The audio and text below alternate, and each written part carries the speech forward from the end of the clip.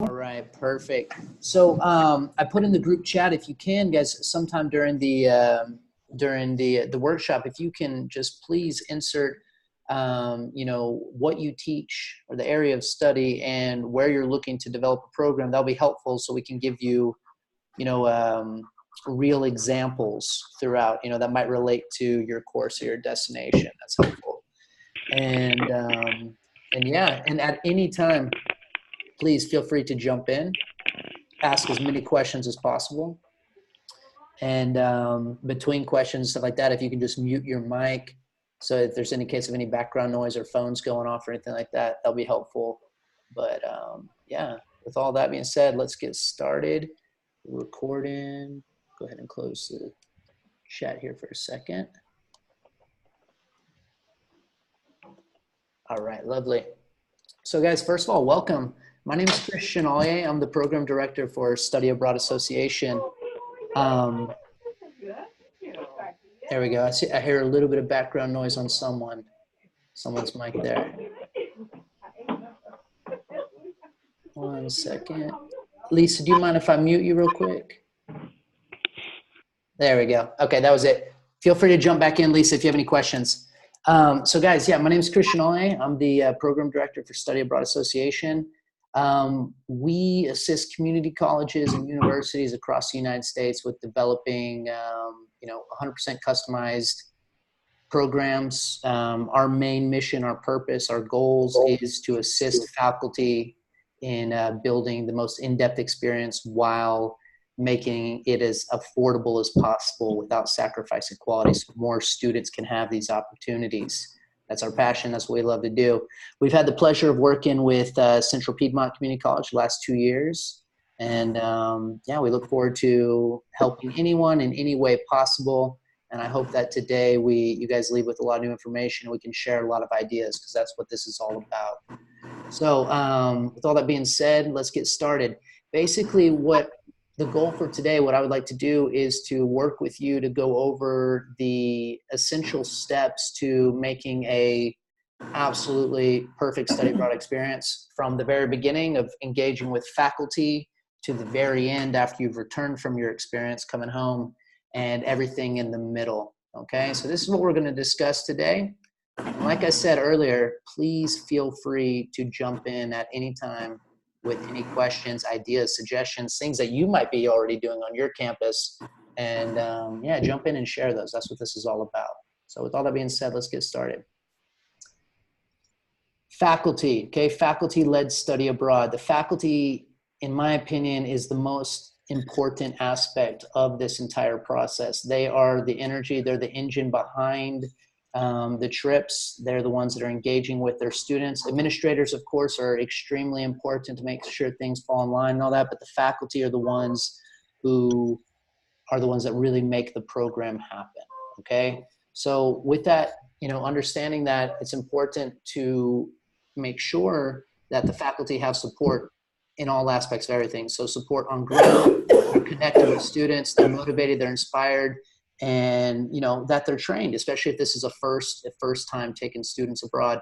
We want to make sure that faculty have all the resources that they need to make sure it's a very successful experience. Okay, we've had some professors who've taken groups all over the world, for the past 10 years. They've taken groups consecutively year after year after year, and their trips tend to make, because they put the extra work into recruiting their students and engaging with their students, and their students really feel comfortable with exploring the world with them. And you are the most important part of this. So I just want to make that clear from the beginning, and we're here to help you guys in every way possible to bring your dream trip to life. Okay. Now, after you've found your faculty who are interested in leading programs, the ones that know that they have to go the extra mile to make, because it's not easy. It's not easy. You guys know that, especially if you've been recruiting groups. It's not easy to go through all the steps, go through all the processes, but it's absolutely worth it. It's one of the most amazing experiences that you can have with your students. So after you find those professors that are willing to go the extra mile to make these experiences possible, it's important to decide, kind of what kind of timeline we're working with. As you guys know, the earlier you start, the better. It makes the entire process smooth. It allows students adequate time to save up for their programs. It allows you the necessary time to go through all the steps of the process that you might have through your internal administration policies at your school, preparing your course syllabus, etc. Getting started early is absolutely essential. It's the most important aspect to all of this. This is a timeline that you can adopt at any school or any institution, and it will work. It will be successful. What we've done is we've taken the 150 colleges and universities that we work with, and we've collected information about what each school, what they do. And we've compiled that to come up with the best practices of, the schools that year after year after year continue to produce a lot of trips, that the programs fill out, they have a lot of student participation. We've compiled all that information, and we've come up with this timeline that seems to be the best timeline that you can use. So if you get started around 18 months to 12 months prior to departure, so right now in November, if you're deciding on programs for next spring break, next summer 2021, or even winter break for that matter, 2021, you have enough time. That's adequate time for finalizing your program and promoting your program, okay? It's essential, the next step, to start promoting your program at that 12-month to 9-month window. If you start program promotion 1 year in advance, 9 months in advance, your program will be successful, especially if you follow the steps that we're going to go through later. But getting started as early as possible, it's never too early to start, yeah? Normally around 3 months prior to departure, that's when your group should try to reach the minimum amount of participants, because that's when your airfare utilization date is, right? So we reserve space for groups, depending on what you think. You might have 20 students, 25 students, 12 students, whatever it is. We reserve group space. We have to tell the airlines 100 days prior to departure how many students are actually going to fly on that contract, okay?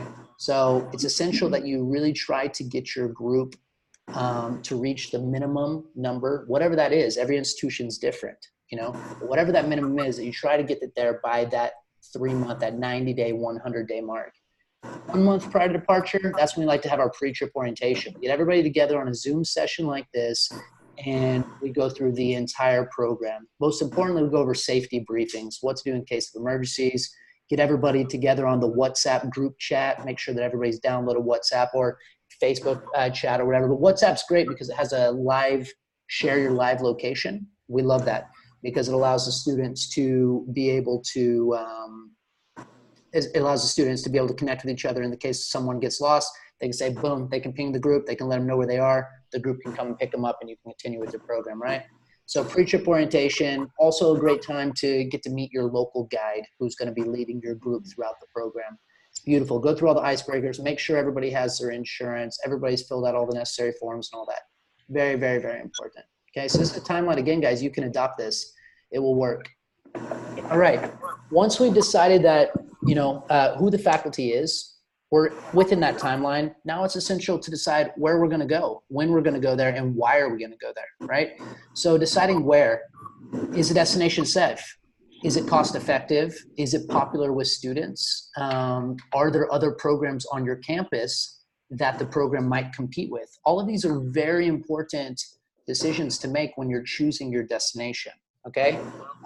If there are competing programs, you might have the faculty communicate with one another and say, hey, why don't we co-host this trip, and we can make it a joint program, a collaborative program with 2 different areas of study, and we can bring students from different areas of the campus together on this program, right? So that's a great solution if you do have 2 programs that are going to Italy, for example, or 2 programs that are going to, the United Kingdom.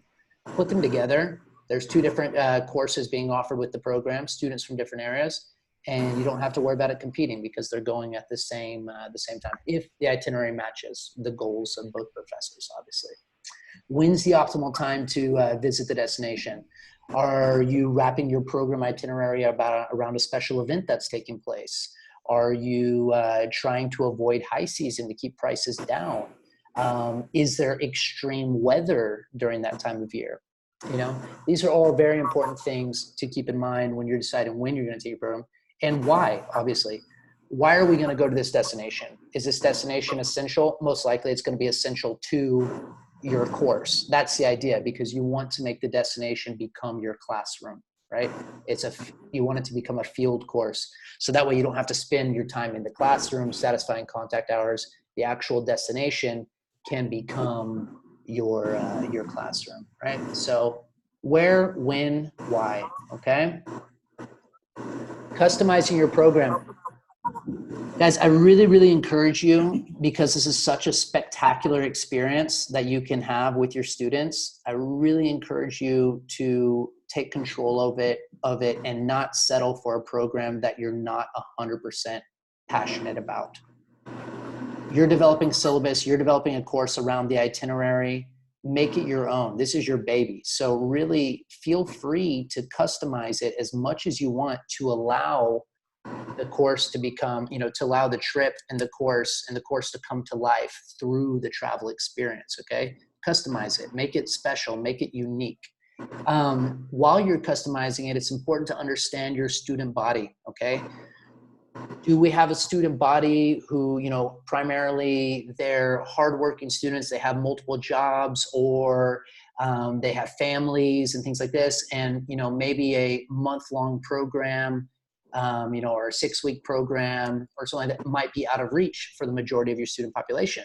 It's important to understand your student body and to understand what program length will match with the majority of your student population. Now, obviously you have to make generalizations here, but it is important to understand and make sure that you understand that your program is accessible by the majority, okay? At the same time, while balancing that, do we want to make sure that our program is 14 days in length, so that therefore the students could try to take advantage of the Gilman Scholarship or any other funding that's possible for a 2-week program like that, right? So understanding your student body, understanding the length of the program, and understanding by these choices if that's going to prohibit many of the students from being able to participate, okay?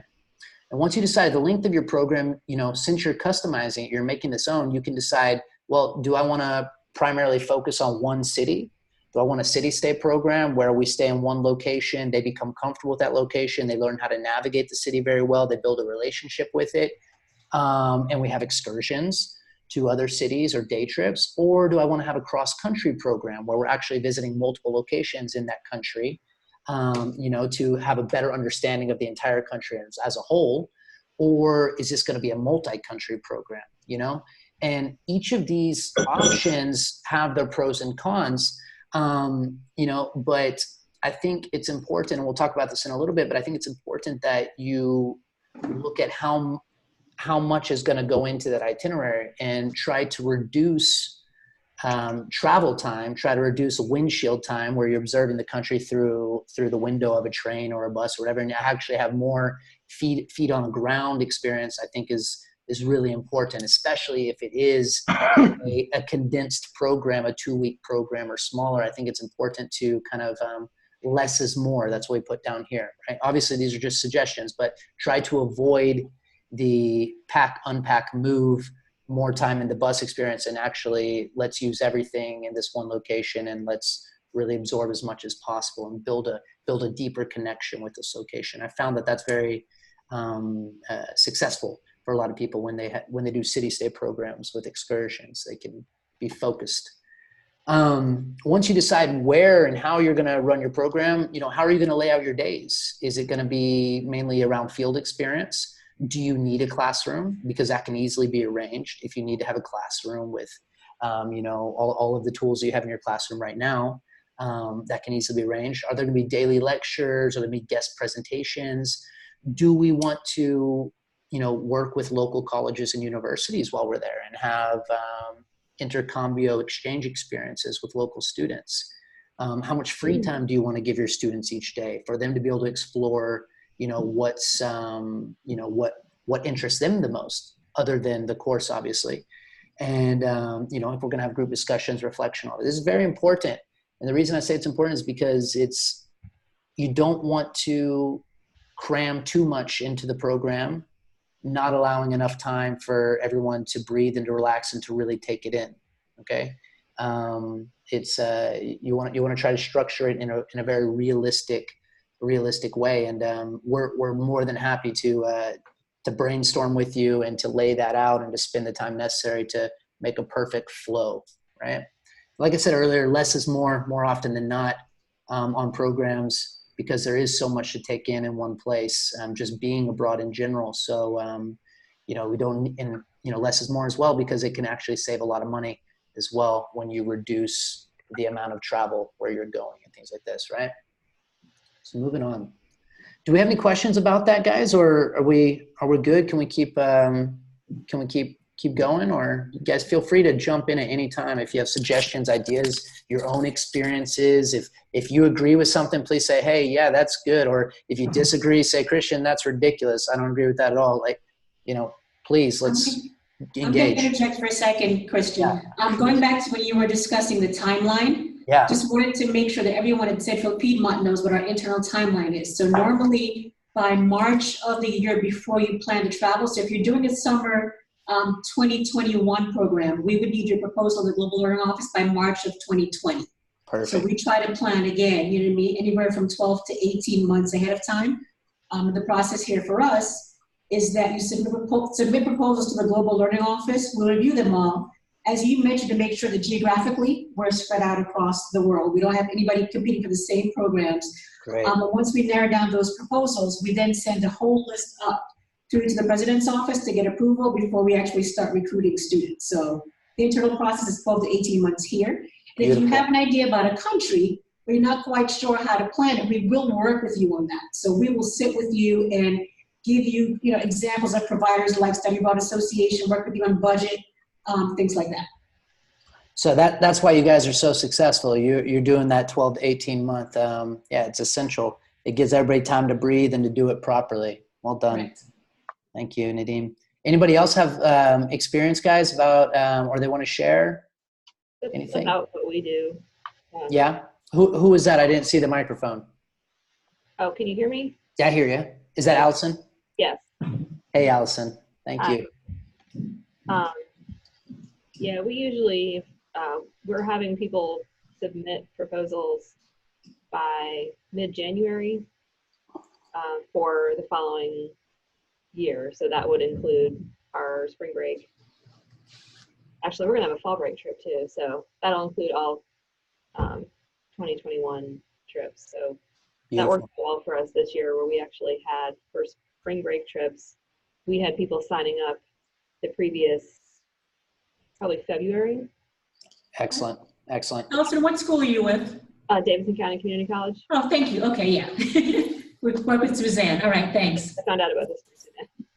Okay. And Allison, that's great, because it allows, when you start early like that in January, that means that the sooner that you have those programs go through the process and they're approved in the spring semester, that hypothetically, if they make the proposals in January, possibly they would be approved before the spring semester lets out, which means that at that time you can notify your spring students, the ones that are enrolled in the spring semester, you can notify them about opportunities that are available the following year, so they can save up all summer long and through the fall, and then they can take advantage of those. So yeah, that's the earlier you can do that, the better. To the point where people could actually sign up over a year in advance.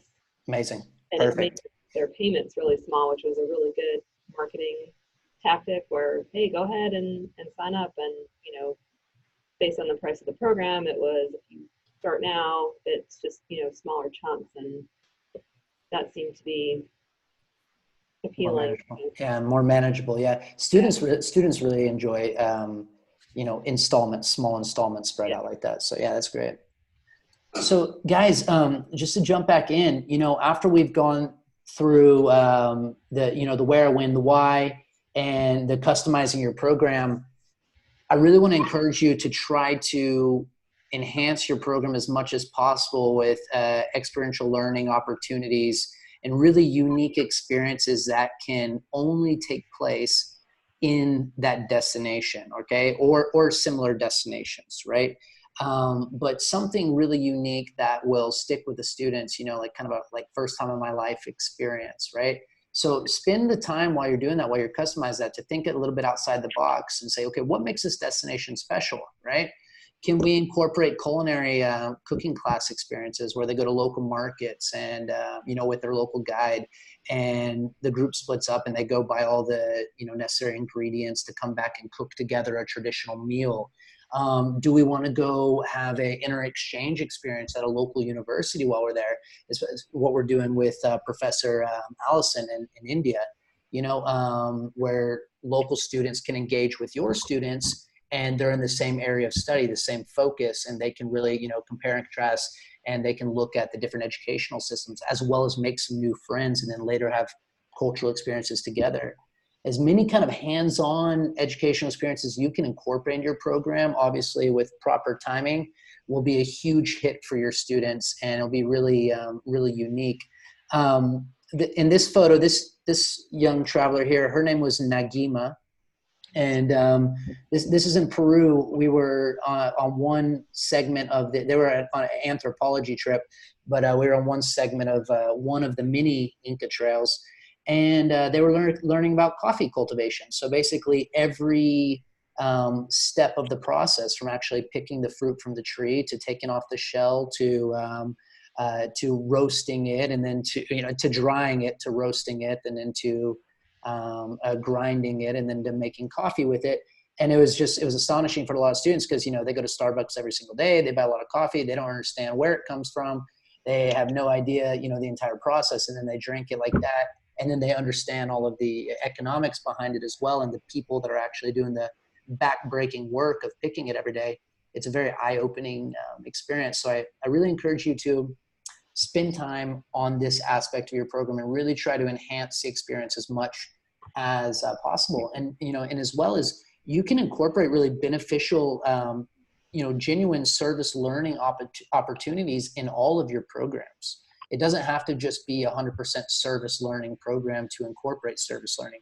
This is something that, in my opinion, we should try to do when we travel all the time. No matter where we go, we should always try to add in a little bit. So service learning opportunities. So I would encourage you to try to look at these experiences and try to incorporate as many as possible into your experience for your students. So program budget, okay? This is one of the most important things, guys. Before I go into program budget, do we have anything, do you guys want to share anything about experiential learning experiences that you incorporate into your own programs, or things that you found that work really well with your groups?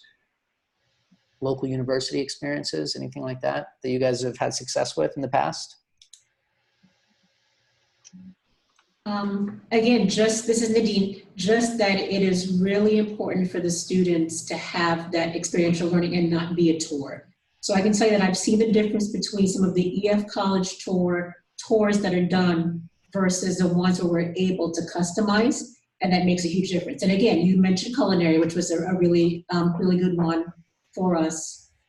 We've got a group as well going to Ecuador, and they're going to be hands-on volunteering with sea turtles. So it's a biology class. So we need to make sure that we're tying it directly to the curriculum.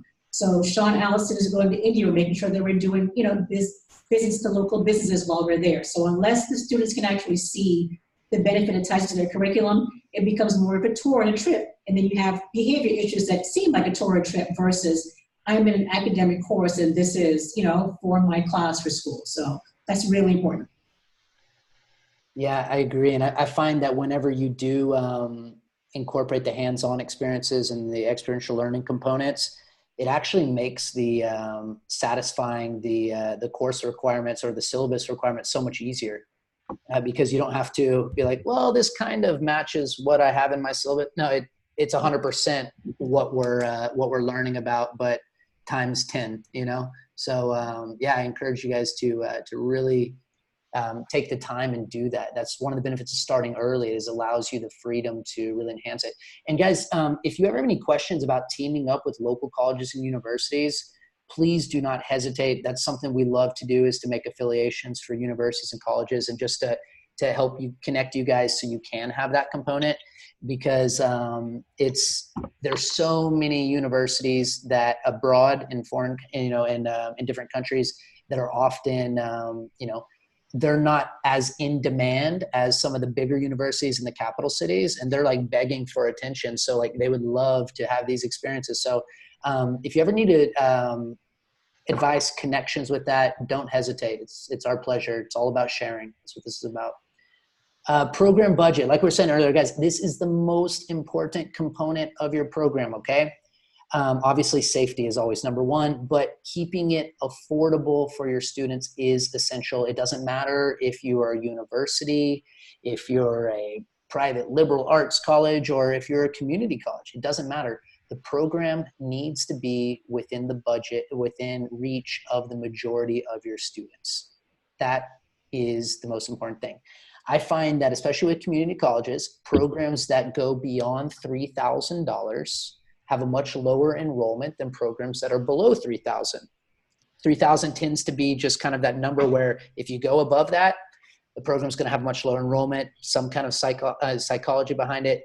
Below 3,000, students are like, hey, I can do this. I can, that's within reach. So try to keep that in mind when you're building your program. Something we like to do, as you can see on the bottom here, these are our core values: safety, education, authenticity, affordability, and sustainability. We want to try to provide the best value programs always, so more students can do this, okay? So when you're customizing your program, since you're in control, you're driving this, you have the opportunity to, can you guys still hear me okay? I went kind of quiet there for a second. Hello? Yes. Okay, great, thank you. Apologies. When you're building your budget, since you're customizing it, right, you have the power to do that. You can decide what's essential to your program and what's not essential to your program. And if it's not essential to your program, why don't you consider removing it and making it an optional experience? And at the same time, we can make, during that optional experience time, we can provide a suggestion or a guided experience that's free of charge for the students, right? So this is your optional free time. If you're interested in doing this, then you have this, this window to do that. If you do not have budget for this, or you're not interested in that, then feel free to come with us and we're gonna go take advantage of this free activity that's available that's also educational, right? So understanding what's essential to your program, trimming the fat and getting rid of everything that doesn't directly relate to your course or add value to your trip, okay? You're customizing, you have the right to do that. Accommodation types, very important. There's such a wide range, okay? Without sacrificing quality, obviously, right? Unless you're doing a field study course and you're in the rainforest or the jungle or somewhere and you're in a more remote area, then that's part of the experience. If you're doing homestays in rural villages in Peru, like in this picture, the houses are made of adobe behind you, okay? So it's a different experience than staying, in a Hilton. But understanding your accommodation types is essential to programs because that all comes with a different price tag, okay? If the professors are open to it and if the accommodations options are available, I highly suggest looking into top-rated, clean youth hostels, okay? Don't let the word scare you because of silly movies. Youth hostels that are brand new, modern, better than a majority of hotels, and it adds an international component to it. There's young travelers from all over the world. The students are able to, there's a communal kitchen. They're able to cook meals together. It's great for student accommodation. You have 4 beds in one room.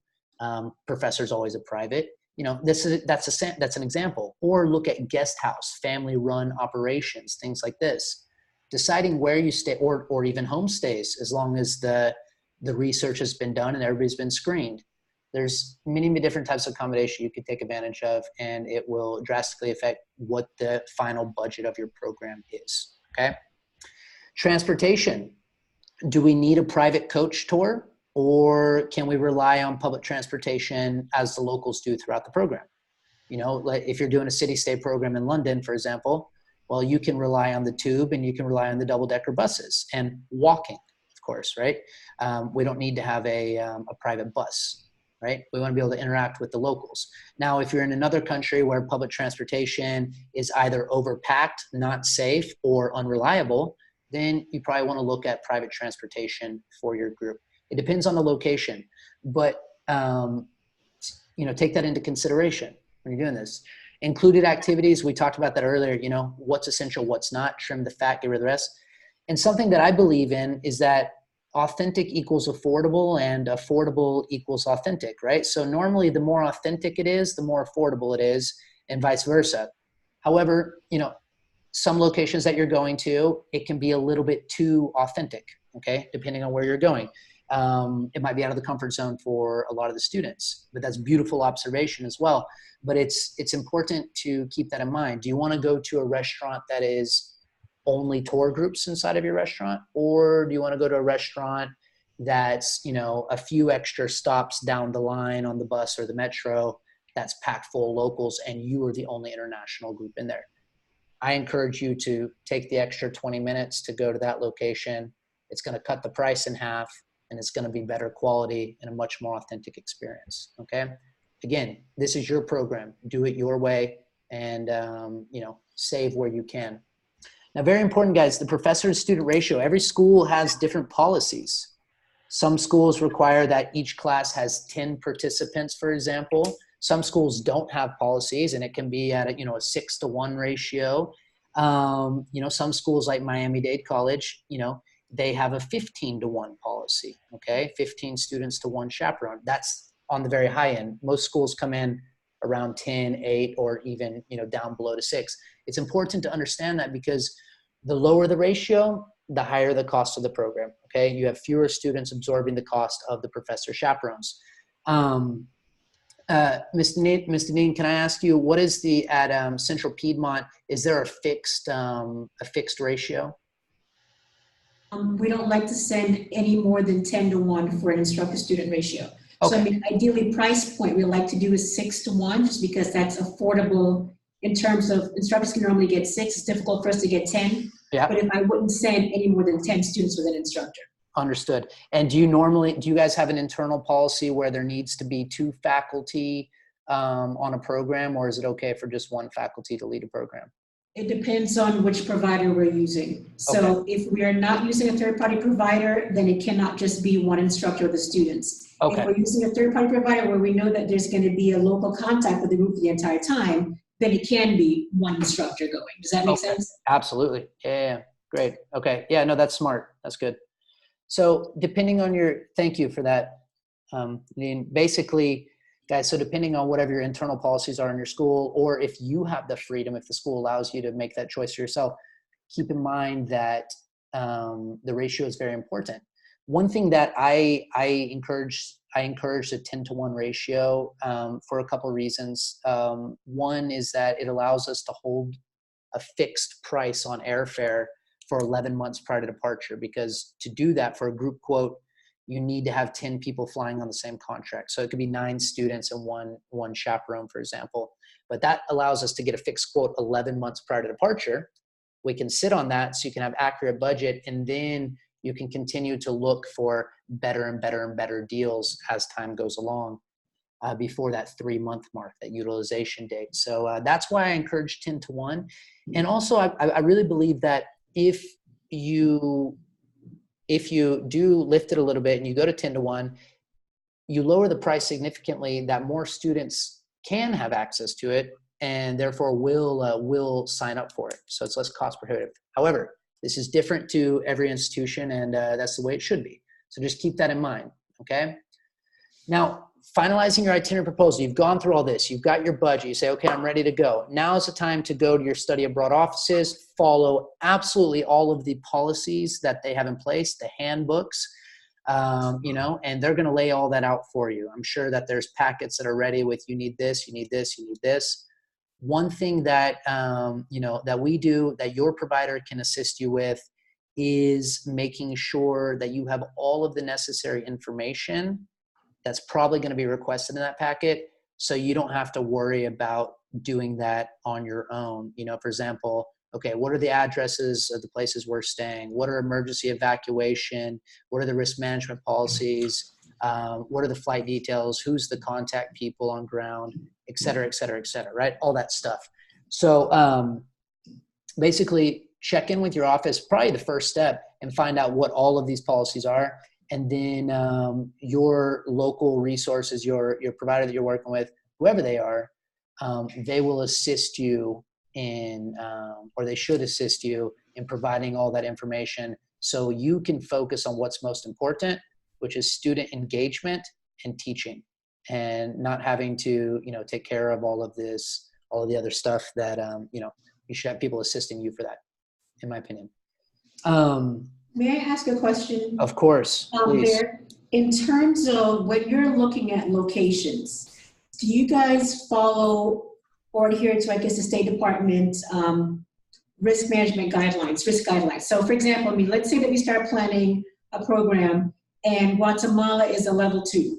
So, okay, we can travel to Guatemala.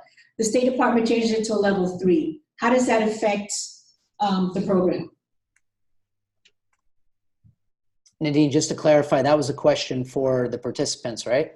No, it was a question for you. I'm curious to know how, okay. how Yeah. you manage that in terms of the countries that you travel to. Yeah, absolutely. If you guys, pay attention to those risk levels from the State Department. Always. So yeah, travel advisory, and Guatemala was a perfect one because we love to take groups to Guatemala.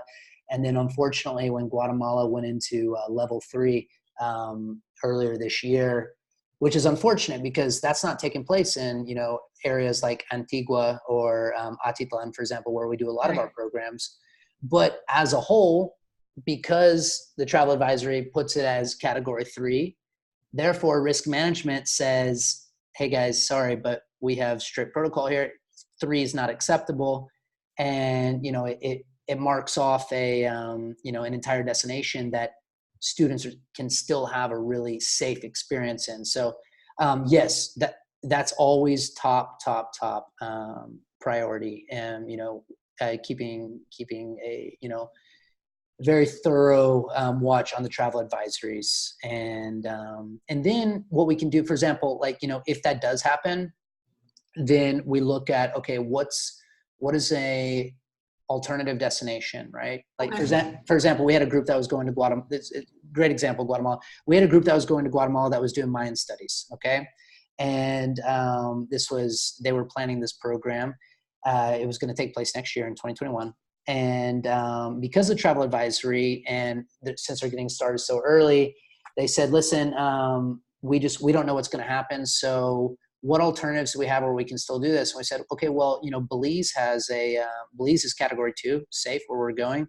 And Belize City is the only destination with real travel advisories due to gang violence in certain areas. So we can still provide a very in-depth, Mayan cultural experience, very similar to what you would have in Guatemala. Obviously, it's not going to have the Spanish components, but so we can find an alternative, yeah? But to answer your question, yes, we always need to watch and observe. And then if something does happen last minute due to weather or due to any kind of instability in the government, then that's our first thing. Okay, where can we go instead? If there is no option, then, well, let's reschedule, or, okay, guys, unfortunately, we have to cancel. Okay, and if we choose to, I'm just using Guatemala as an example, if it's a level 3 country and the college decides that they want to continue doing that, will you guys still continue to run the program? If the college is okay with traveling and our on-ground team, that's who. Before we put trust in the travel advisories in the States, we speak to our on-ground teams always to get local information. And if the college is okay to go and on-ground team says, hey, everything's good, let's do it, then yeah, 100% we'll go. Yes. Okay, and just for everybody, I guess, on the call, just knowing that level 1 and level 2 countries, normally it's okay to travel to. The State Department says that with a level 3, they encourage that we not travel. With a level 4, it's please don't go. Yeah. So just keeping that in mind as you're looking at programs. There are a lot of great programs that we'd love to run, but some of those countries, are at a level 3 or 4, and the college will just, pretty much say, we're not going to take on that risk. Right. Exactly. And, I'm sure that all of the colleges that are in attendance today, you guys probably have your own contracts with insurance providers, travel insurance providers, but there are some very affordable and also good options that do have clauses for political instability and these kind of things, and it will offer you complete trip cancellation refunds in those for those situations, right? Especially if they happen within 3 months prior to departure, they'll reimburse you for that. That's one of the conditions. So there are policies like that. If you want to be extra protected, you can look into those, and I'm happy to share that with you guys as well. The company that we use is called Luremark. They're about $2 a day for their platinum policy, and they're excellent. And the good thing is that they pay out. So I've had many students who have received reimbursement from them for becoming ill prior to travel and things like this. So I'm happy to share all that with you guys, of course. Moving on. So program promotion. Okay. So we've talked about budget. Now let's promote these programs. Let's put them in front of as many students as possible. Okay. This photo here, this is actually me 10 years ago. I used to assist Oklahoma City Community College in promoting their programs. I am not wearing the same shirt. I just wanted to make that clear. I have changed my clothes since then, so don't worry about that. But we used to go to the student union, and we'd have a study abroad table there, and we do it twice a week. But normally around 60 students would come by every day during the lunch breaks, and they're like, "Oh wow, I didn't know that our school had these opportunities." And whenever you hear that from students, you're like, "How is that possible that you don't know that we have these opportunities? We send you emails, we have a website, we have posters around the school." But every student's different. Every student has a different path that they go to their classroom. Every student, they might not see the posters. They might not open their school emails ever. I mean, all of these things. So any way that you can put your program variety in front of your students or in front of your community, especially if you're okay to opening your programs up to community members, the more the better. Okay. The first thing though is like, make sure that, and this is more on the admin side, but make sure that your website's easy to navigate. They can get the information that they need within just a couple of clicks. Okay. Some websites are really not user friendly, and I encourage you to take a look at that and to kind of, try to make it as easy and as, simple as possible to not allow the students to get lost. Okay. The next thing, guys, is really building a study abroad culture on your campus. This is great. You can do this with your international students. You can do this with having students who've gone on previous programs come back and give presentations about their experiences. You can do little coffee break sessions. You can have study abroad informational sessions that are held as webinars like this. You can record them. You can have documentary evenings where you say, "Hey, we're taking a group to India, and this evening we're going to watch a Bollywood movie, or we're going to watch something more educational about the locations that we're going to," and get creative with it. Take the time to make that kind of study abroad culture in your campus so students understand that, wow, international education is nowadays supposed to be something that's part of our experience here, and we do have these opportunities, and I definitely want to be part of it, right? Your marketing materials, that's very important. You can put all of your programs that you're offering, on one poster. You don't have to have a separate poster for all of the 10, 12, 20 programs that you're offering your institution, and the whole campus is littered with paper. You can do it in a smarter way and just have everything in one location. Nice little QRX code. They can scan it from their phone. It goes directly to the website. Everything there. There can be the study abroad fair dates that are set on that poster. Campus-wide email blasts. Many schools don't, unfortunately, approve this just because of policies. However, I think it's the most effective thing that you can do, and it doesn't have to be spammy. You can send it once in the fall and once in the spring and say, "Hey, students, you're able to get college credit, course credit, and have an amazing international experience. These are the dates that we're going to talk about these programs. These are the links to the programs. Come join us for this informational session." I don't think there's anything wrong with doing that. And schools that do allow that, do permit it, and I would recommend that you take the extra time to speak to your administration about allowing them to make an exception to this, because we've had trips that have gone from 0 to 45 signups just by doing an email blast within a week. So this is highly, highly, highly effective. May I interject for a second? Yes, please. For those, again, on the phone, we're not allowed to send it out campus-wide, but we have seen success division by division. So okay, cool. I may have had an instructor from the business and accounting division send an email to all the business and accounting students and we're very successful in getting students to sign up. And again, you can narrow it down with IT. You can send it to students who have, if you want to, above a 2.5 GPA. But we've seen a lot of interest when instructors actually send it out to students in that division or put it into the Blackboard shell for everybody in that particular division. But we cannot do it campus-wide at TP. Understand. We have the same issue is we have to get approval every time we want to send. And the way ours is set up is you can send like an all faculty staff email so that the instructors know about it, but that all of those require individual approval. So we usually kind of resort to class visits. That's great. Which are really effective for us because my program in the spring is in Costa Rica and it's with doing a biology class. So I visit all the biology classes. Great. And whatever else I can. Nadine, I just want to tell you I'm happy that you guys found kind of a loophole with that and you went division to division. I think that, that's even smarter sometimes because you narrow it down, you go niche, and you're able to really put it in front of the eyes of the students who might need that course or might be more interested in that opportunity. Right. So yeah, well done. That's great.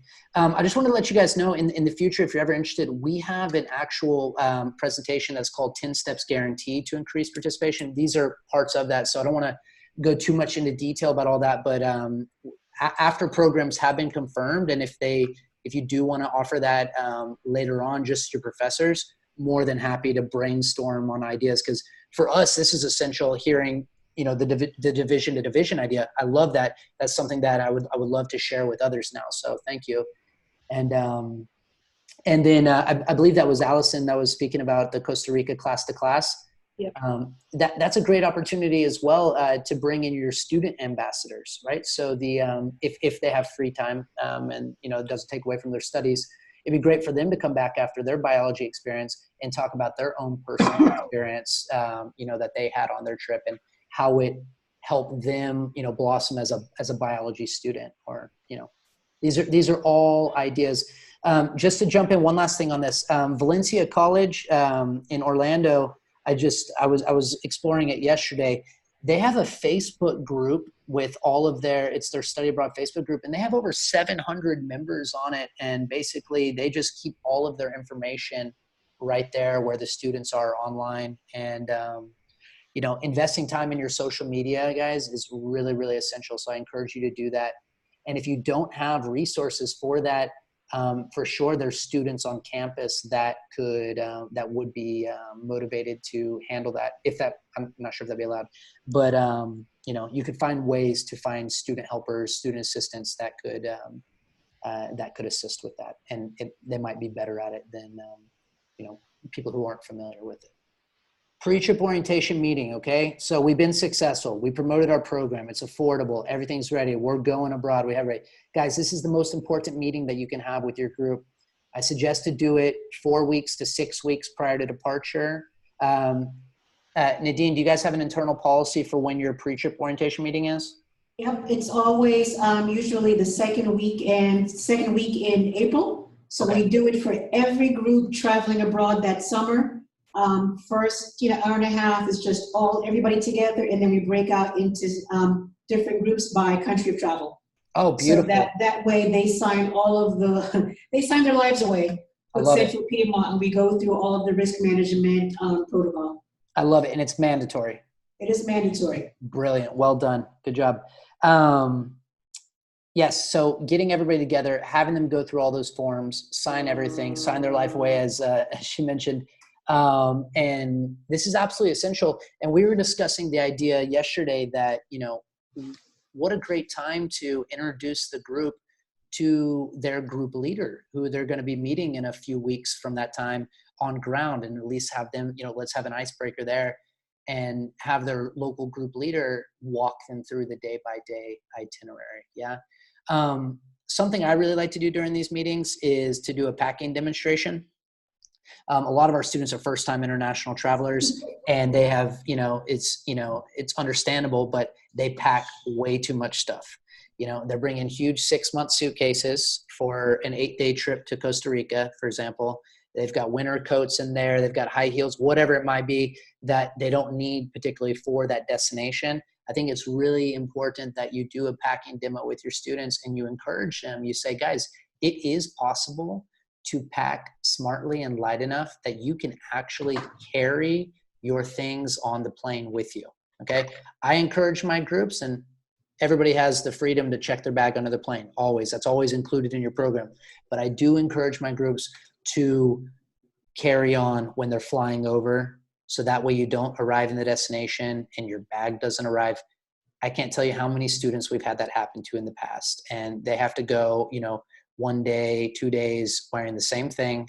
And then finally we say, hey, we've got a break. Let's take you to Penny's or to H&M or whatever cheap store we can buy there to get them a whole new wardrobe to last the entire week, which is cool at the end. They're like, hey, this is great. I've got all new stuff, but we don't want them to have that experience. Now, when they're coming back home, check it on under the plane. It's going to arrive at your house. If it arrives late, that's fine. But when you go over, it is possible to, if you pack in a smart way, to carry on, right? And to know where your bag is with you all times, right? Obviously, if you have, certain medication, or if you have gear for your biology class and things like this, you might not be able to carry it on, right? You might have to check it on. But in most cases, you can. And it's good because it's a smart way to learn how to travel, because I find that us as in the States, we're used to larger spaces. And often when we go to other countries in the world and we realize how tiny things are, we end up taking up a lot of space with our cumbersome, suitcases and whatnot, especially if we're on public transportation. So I find that if we do a packing demo with them, it can be very, very helpful. Talk about currency, talk about different voltages, electricity, the smart travel, the do's and the don'ts. And most importantly, get everybody, they've downloaded WhatsApp, they're in the group chat, everybody's connected. Let's do that before we go, and do all the emergency protocol and insurance and all that kind of stuff. This is absolutely essential, guys. Make sure, if you're not doing it already, that you do have a pre-trip orientation. And again, we do that about 4 weeks to 6 weeks prior to departure. I think that's very similar in timeline to the second week in April. So, and then lastly, when you do arrive and the venture begins, really, obviously when they arrive, you need to remind them about everything that you've discussed, right? Especially if you're taking public transportation when you arrive, they need to watch their belongings. Okay, that airport ride to the city center on a lot of routes can be pickpocket territory. So you need to remind them that, say, guys, we're not back at home anymore. You need to watch your stuff. You need to be alert, and we need to stay safe, And then once you finally get them to your place of accommodation, everybody gets maps. Here's our addresses, emergency contact numbers. Are you still in the WhatsApp group chat? Perfect, cool. Local pharmacies here. This is your guide. This is their number. All right, guys, let's stay caffeinated and survive the first day, because I know you've been up. I know you've been up all night. And then one last thing, guys, on this, not to go over time. I don't want to go over time here, but really make sure that every day you have a morning briefing with them. Do it at breakfast, like I mentioned. After they've had a cup of coffee or something, do it after breakfast. Tell them, guys, this is what you're going to need for the day. Pack this, bring this. You're going to need this. Cool. Okay, everybody understands. Make sure you have your transportation card. Make sure you have all this stuff, and make sure that you have an evening discussion as well, kind of a debriefing, and that gives you a really good opportunity to check in with everybody and say, hey, are you doing okay? Are you feeling okay? Are you sick? Are there any issues? Are there any problems within the group internally? Are your room situations okay? Let us know now and not later, because if you let us know now, we can fix this for you. Okay. So I really encourage you guys to do that. Have a morning session with them, have an evening session with them, check in with everybody. And if you do all these things, your trip is going to leave with 5-star reviews. Guaranteed. Post-trip, coming home, very important. Get all the feedback, get testimonials from the students, do video testimonials, do written testimonials, do all that, because that's going to be marking material for you guys to use for your future trips, right? And to show the world, or at least your community, what our college is doing and why we're great. Okay. And then look at your itinerary. If you say, hey, you know what, I would really like to repeat this itinerary, but I want to change this. I want to adjust this. That guide, he was a little bit funny. Let's make sure we get a different one next time. Whatever it may be, review it, improve it, and then repeat it. Okay. Guys, that is really all for me. If you need any information at all, you can contact me directly. This is my cell phone, my email, just to brainstorm, to get ideas. If you need any assistance, please don't hesitate. Like I said, we're here to help you. That is what we're here to do. And I would love to open it up to any questions about anything. Please feel free to share. Have you partnered with any specific schools ever in Costa Rica that you know of? Local colleges and universities? Yeah. Yeah, absolutely. So we've worked with Católica, we've worked with UCR, University of Costa Rica, in different locations in San Pedro, and then also in San Jose, and then also in Limon on the Caribbean coast. So yeah, we've worked with quite a few, Veritas as well, quite a few local colleges. It depends on what the focus is and what the school is trying to achieve. UCR, for example, they have so many schools that they're working with that they're kind of like, hey, we can't take on more affiliations. So that's when I was saying earlier, like that's a great time to look at smaller schools. Like for example, we work with the National Technical University.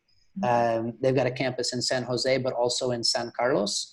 And we work with their San Carlos branch, and they're ecstatic. They welcome every group like family, and it's really cool because, like I said, they kind of feel they don't get the attention that UCR does, so they're more open to engaging. Yeah. Yeah. Question before we end, can we do a call out? Like on the screen, it showed that there are 9 participants, but I only see 4 on the screen. Can we just ask who else might be on the webinar? Yeah, I wonder if I can do, okay, that's that view. Yes, so who do we have here, guys, still? Kent. Hey, Kent. We have... So there are 4 of us in the room with me, but on my screen it shows 9. So it shows 8 now, so we lost 1. Before it said 9 participants. Well, we have Allison Pierce. We have Kent, who just joined. We have Lynn. Hi, I'm from Davidson County Community College. Hey, Lynn. Thanks for joining us. We have M.L. Maley. Did I pronounce that right? Maley, M.L. Maley. Okay. We have Deborah Ford. And we have Lisa Mohammed. Okay, thank you. Okay, great. Hi, Lisa. Lisa may not be able to hear us, Maley. Okay. Okay. Well, guys, thank you again for your time. And if you don't have any other questions, I thank you and have a lovely weekend. And yeah, Melissa said she is here. Hi, Melissa. Nadine, do you guys have any questions on your side? Not that I can think of, but as I mentioned, what we'll do is we'll go ahead and send a recording of this, Yes. as well as the PowerPoint to everyone that was that logged on. Great. I'll send that all to you, and I really hope that this provided some value. Thank you, everybody. Great International Education Week. This is our last program, so I am exhausted and glad it's the weekend. Oh, Hope yes. everybody has a good weekend. All right, you too. Thanks again, Nadine. Take care. Bye. Bye, everyone. Bye-bye. Bye. Bye. Bye-bye.